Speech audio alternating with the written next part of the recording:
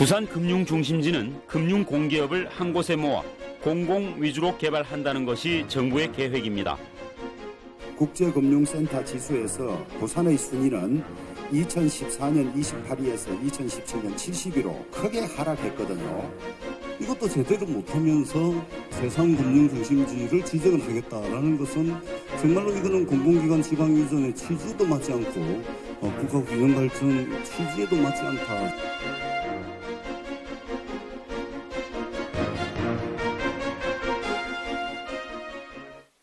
네, 부산 경남 지역의 경제를 진단하고 전망합니다. PK 경제토크 함께 하실 분 소개하겠습니다.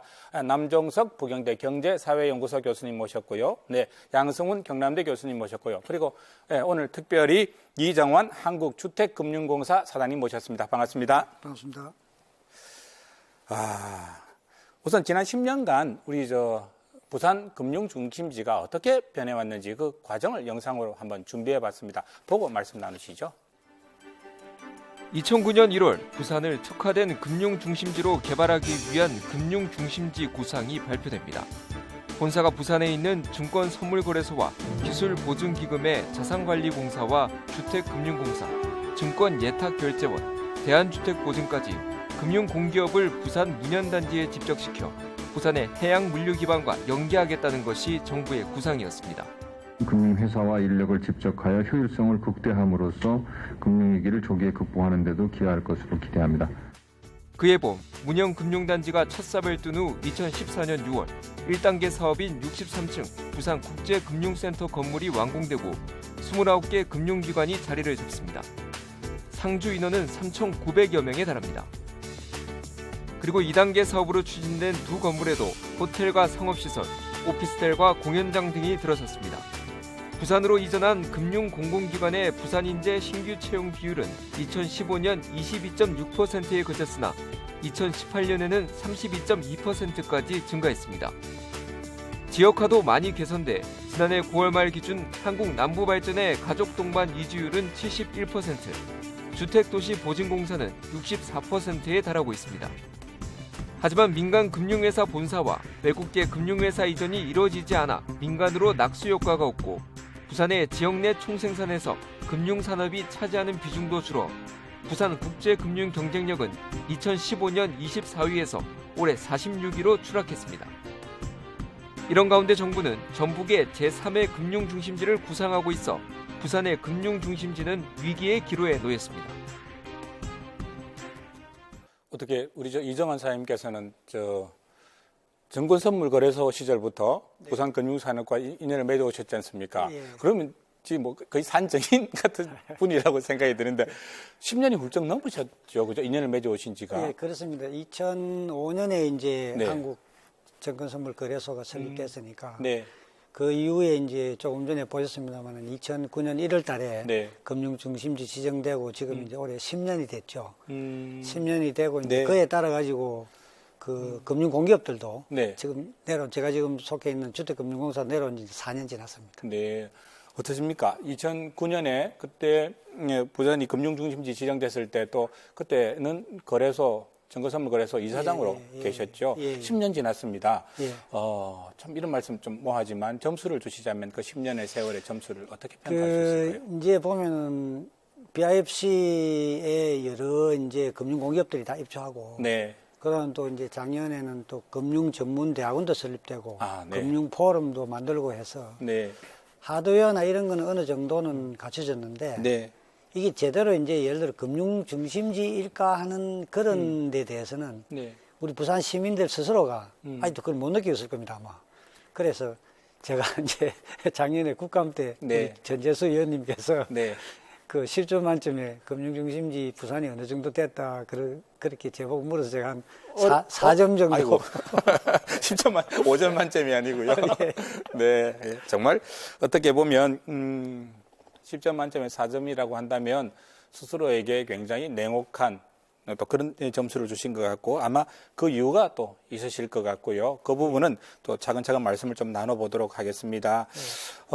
이전 공공기관들이 지역화에 성공했느냐? 네, 이 부분에 관심이 가는 부분이죠. 좀 짚어보고 싶은데 양 교수님 좀 만족스러운 수준이라고 봐야 될까요? 네, 비교적 높은 편이라고 좀 볼 수 있고요. 저희 그런 지역화 게- 부분에 있어서는요. 네네. 왜냐하면 저희가 보는 지수 중에 가족 동반 이주율이라는 게 있는데요. 네. 저희 이제 국토부 조사 작년치를 보면은 전국의 이제 10대 이제 혁신도시 평균 가족 동반 이주율이 35.9%거든요. 네. 그 중에 보면 이제 저희 근처로 보면 경상남도가 32.5%, 부산은 한 46.7% 정도 되는데요. 네네. 이제 부산이 일단 높기도 합니다. 전국 전국에서 평균보다도 훨씬 높네요. 예, 전국에서 2위 정도 되는 거거든요. 네.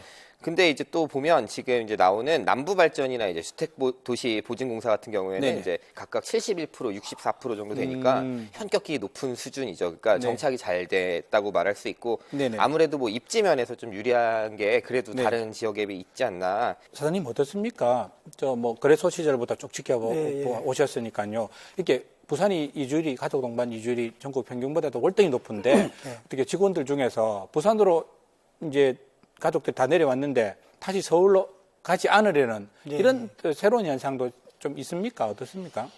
그 대개 이제 저희는 한 56% 정도 통계를 네. 보니까 그 가족들이 이사를 했습니다. 네네네. 그다음에 이제 부산이 특히 이제 다른 도시보다 유리한 게 부산은 이 금융인 경우에는 이쪽 문현금융단지에 이제 도심 한가운데 이게 네. 핵심 타운이 있고 그렇습니다. 그다음에 위치가 주거지가 좋죠. 또 바로 근처에 이제 대연동 쪽에 있다 보니까 그 여기 직원들이 거주하는 환경이나 생활 여건이 굉장히 좋죠. 전국 어느 혁신도보다도 아, 그럼 제일 훨씬 좋은 거죠. 높습니다. 아마 그러니까 네. 그다음 또 부산이 이제 한국 제2의 도시고 그다음에 또 여러 가지 교통수단이 발달돼 있지 않습니까? 그러니까 직원들 중에 아직 문제 한 4년 좀 지났기 때문에 네. 그 다시 부산에서 서울 가는 거에 대해서 꺼려 한다거나 네. 그런 경우는 아직까지 조금 그 일천하고요. 네. 예를 들어 한국에서 보면 이제 한 10년, 15년 됐다. 이전한 지 오래된 기관 같은 경우는 좀 다르겠네요. 한국에서는 서울로 가는 걸 그 오히려 막아달라고 부탁하는 경우도 있습니다. 그렇습니까? 예, 예. 또 다른 부분이죠. 지역 인재 채용 부분 남 교수님 어떻습니까? 일단 그 공기업 같은 경우 지역으로 내려갈 경우 지역 할당제라는 게 적용되는데요. 그렇습니다. 지금 네. 현재 대충 그 최소 18% 이상은 뽑았어야 되는데 네. 그리고 난 다음에 2020년 2년까지 네. 총 그 최저 기준이 한 33%로 올라갑니다. 근데 꾸준히 그 지역 내 인재들을 지방 공기업 그리고 이제 금융 공기업도 이렇게 채용을 해야 되는 상황이고요. 네네. 부산 같은 경우는 지금 현재로도 한 32% 정도 되는데 네. 그것은 그 최저 할당된 그 의무 채용 비중보다 비중보다도 훨씬- 일반 시험에서 또 이렇게 그 합격하는 학생들이 많거든요. 네. 그 비중들이 같이 있기 때문에 이렇게 높은 걸로 나타나는 거예요. 직장에 대한 만족도, 그런 이직률 이런 부분들이 상당히 좋게 나오는 수치로 봐서 저희는 저희 내부 만족도 그리고 입사한 직원들 그리고 부산 지역에 있었던 외부의 그런 외부인들에 대한 만족도도 상당히 높은 것으로 방역과 방향은 맞을 것 같고 또 그 방향으로 저희가 계속 노력해 나갈 겁니다. 지금 저 채용하고 있는 형태는 사장님, 저 부산은 부산대로, 경남은 경남대로, 울산은 울산대로 그 지역의 인재들을 별도로 뽑는 시스템으로 각자 뽑는 시스템으로 되어 있지 않습니까? 그렇습니다. 부울경 단위 전체를 묶어서 뽑으면 각 지역에 있는 다양한 학과 학생들이 모두 다 지원을 할 수 있는 혜택을 누릴 수 있지 않느냐. 예. 경쟁도 좀 더 치열해져서 학생들의 수준도 높아지고 이런 뭐 문제들이 또 제기되고 있는데. 부산 단위만 보면은 네.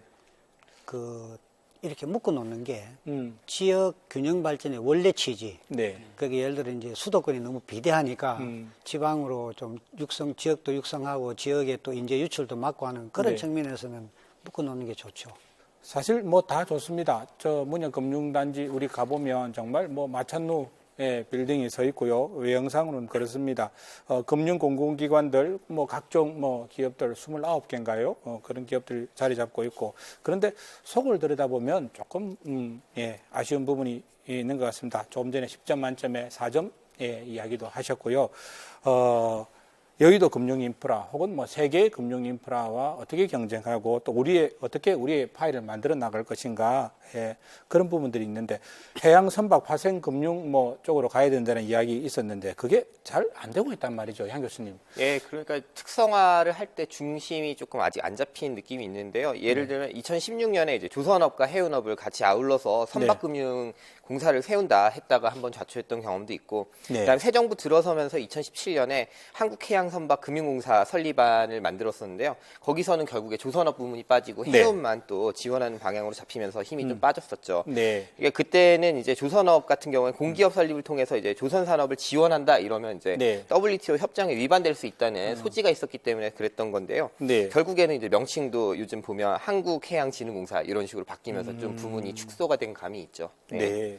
한국거래소 같은 경우도 그 과거에 한 600명 있을 때 처음에 출간했을 때 600명 있을 때 한 300명 정도는 네. 그 부산에 채용이 되어 있었는데 최근에 그는 보니까 한 200명 정도로 오히려 더 축소된 네. 수준이더라고요. 부산 근무 네, 직원 수가. 예, 부산 네. 같은 경우는 주로 보면은 파생금융과 관련된 부분에 네. 좀 집중을 하고 그리고 실제 또 그 파생금융 상품이나 선물 시장조차도 네. 주요 민간 기업들은 다 여의도에 집중되어 있기 때문에 거기에서 네. 이루어지는 어떤 다양한 그 어떤 산업이라든가 관련된 업무들이 집중되다 보니까 이 부산 지역에서의 어떤 그 성과라는 건 상대적으로 좀 취약하지 않은가 싶습니다.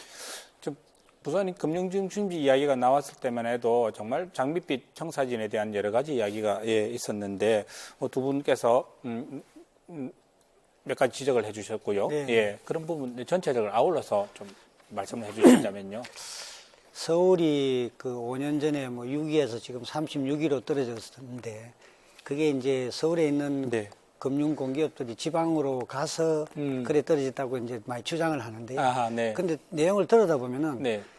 서울에 있는 그 기관이 지방에 내려와서 네. 그 순위가 떨어졌으면 지방은 올라가야 될 거 아닙니까? 아, 네. 그게 맞지 않습니까? 그렇네요. 근데 부산도 46위로 떨어졌단 말이죠. 우리나라 전체가 떨어졌다는 그러니까 말씀입니다. 그죠? 네. 그게 이제 수도권에 있는 기관이 금융공공기관이 지방으로 내려와서 그렇다기보다는 네. 뭔가 예를 들어 규제라든지 제도라는 것든지 금융산업이라든지 그런 게 잘못돼서 그렇다고 저는 보입니다. 부산이 이제 2009년 1월 달에 그 금융중심지로 지정될 적에 네. 그 해양 선박금융하고 네. 파생상품에 특화된 금융지로 이렇게 지정이 됐습니다. 네.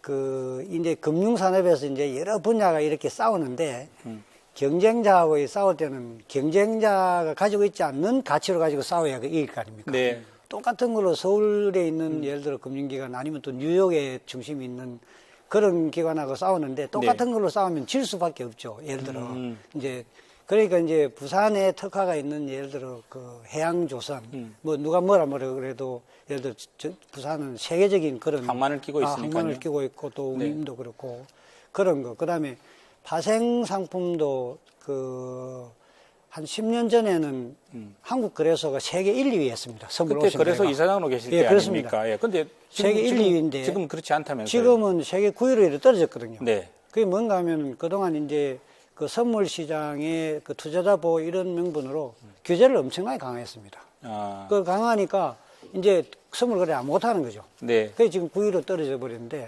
그걸 다시 1, 2위로 회복하려면은 여러 가지 금융 규제나 금융 산업에 대한 여러 가지 지원이나 이런 걸 많이 네. 좀 많이 한 가지 혁신을 생각이 드는데요. 그 예를 들면 지금 조선소들은 울산에 있고 네. 그 거제에 있고 그다음에 또 영도에 있지 않습니까? 근데 그 회사들의 작은 부는 다 어디 있냐면 서울에 있습니다.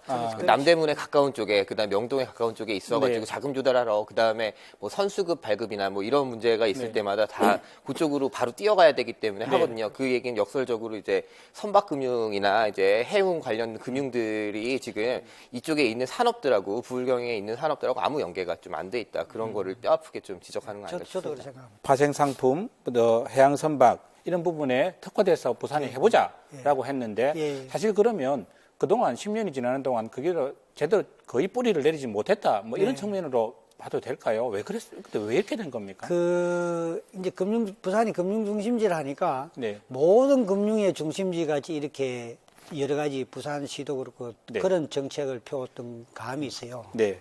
그 예를 들어 그것보다는 오히려 선박 해양 쪽이나 파생 상품 쪽에 네. 여러 가지 집중을 했더라면은 네. 한 10년간 지금보다는 훨씬 낫지 않겠나 하는 그런 생각이 듭니다. 지금도 안 내렸다고 봐야잖아요. 어떻게 10년이 지났는데 민간 금융사 제대로 된 금융사 하나 부산에 내려오지 않았느냐. 서울에서 뭐 자산 운용, 투자신탁, 증권, 보험사 뭐 다 포함해서 이렇게 본사들이 하나가 내려오지 않는, 아니 뭐 제대로 된 지사라도 부산에 내려오지 않는 이유, 이거 좀 설명 좀 해주시면 좋겠습니다.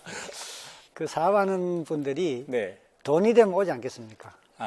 돈이 네. 되면 올 텐데 돈벌이가 되면 안 가겠습니까? 그 사람들이야. 뭐 외국도 네. 가는데. 근데 이제 부산으로 안 오고 서울에 가지고 있단 말이죠. 예를 네. 들어 이제 그 IMF 전에 그 제일투자금융이나 예를 들어 그런 경우는 부산에 본사 있잖아요. 네, 네. 근데 지금 다 가가지고 서울에 다 가 있죠. 예를 들어 이제 그 부산 자체의 이제 전략이 예를 들어 보면은 네. 해양 선박 금융을 이제 그 무형금융단지에 집적화 시킨다고 하면서 예를 들어 해양진흥공사 같은 경우는 지금 해운대가 있단 말이죠. 컨셉이. 네. 예를 들어.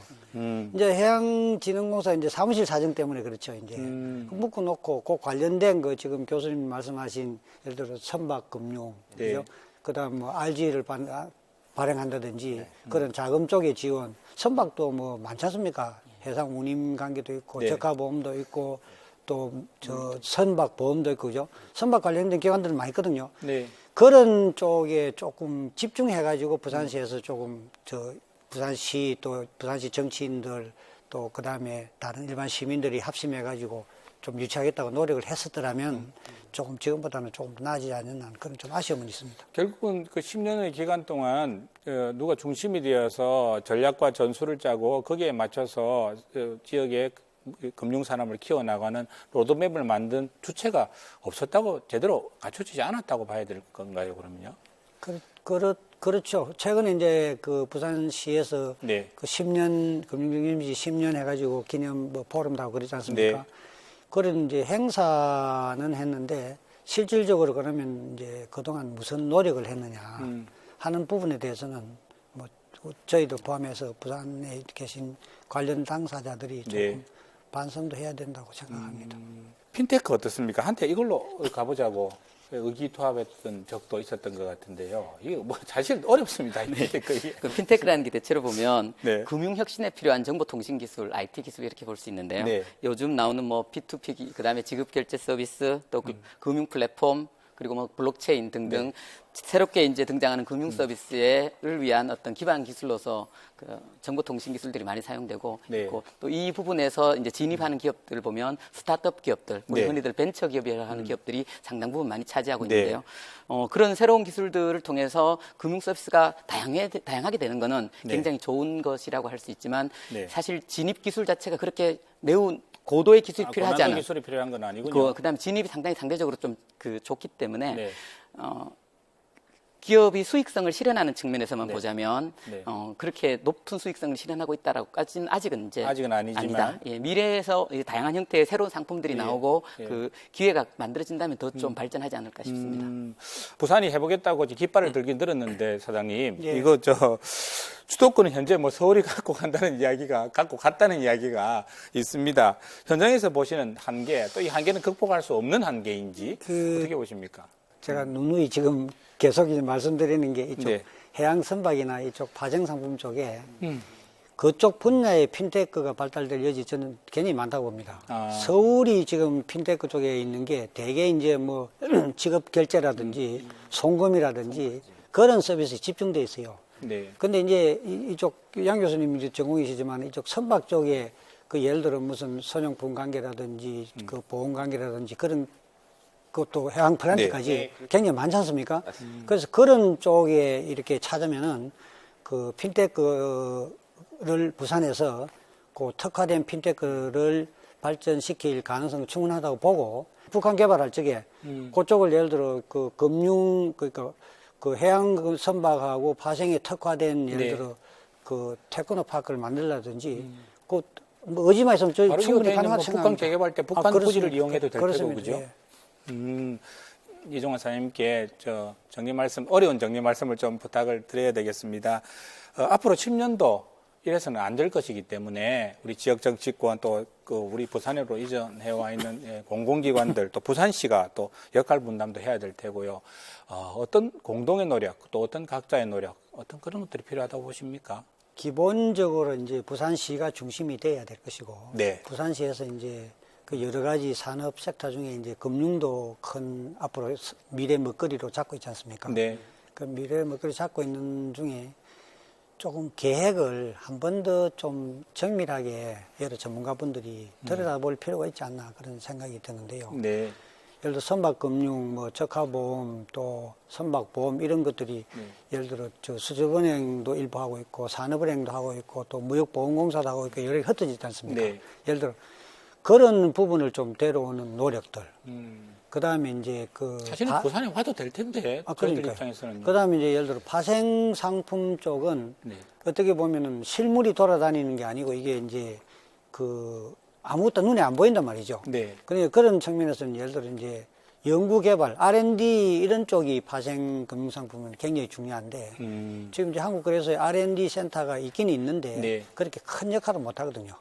예를 들어 그거에 대해서 예를 들어 연구 기능을 좀 크게 확충한다든지 그런 쪽에 대한 노력이 조금 집중돼야 되는데 예를 들어 우리 부산시와 부산시에 있는 정치인들, 여야를 막론하고 정치권들, 그 다음에 또 시민단체들이지 않습니까? 그런 분들이 합심해가지고 그런 쪽에 조금 집중적으로 노력을 하면은 조금 더 예를 들어 현재 운영금융단지가 좀 알차지지 않겠나 하는 그런 생각을 가지고 있습니다. 이것저것 다 하려고 하지 말고 그때 설립 당시에 취지처럼 뭐 선박, 해양, 파생금융에 정말 이번엔 제대로 집중을 한번 해보자. 그렇게 된다. 만약 그렇게 하면 그것만 해도 커집니다. 엄청 큽니다. 부산에 정말 미래에 먹고 살 거리가 될 수 있을까요? 아니, 그럼요. 지금 예를 들어 미국인 경우에 일반 유가증권 같은 경우는 이제 뉴욕에서 다 그래야 되지만은 선물이나 상품 거래소는 좀 시카고에서 그래야 되지 않습니까? 예를 들어 세계 1위가 이제 CME 같은 경우 시카고 있는데 그게 예를 들어 부산이 예를 들어 예전같이 선물 옵션이나 이런 게 세계 1위다 그러면은 위치가 달라지죠. 당시만 해도 10년 지나면 부산에 새로운 진짜 번듯한 금융 중심지가 될 있을 것이라는 꿈에 부풀어있었는데 지난 10년은 어떻게 보면 좀 초라했습니다. 근데 앞으로 10년은 그렇게 돼서는 안 될 것 같고요. 또 그를 위해서 정말 많은 우리 지역의 고민과 노력이 필요해 보이고 또 새로운 변곡점을 만들어내야 될 거 아닌가 싶습니다. 오늘 토론 정말 여러 가지를 생각해야 하는 자리였던 것 같습니다. 함께해 주셔서 대단히 고맙습니다. 감사합니다.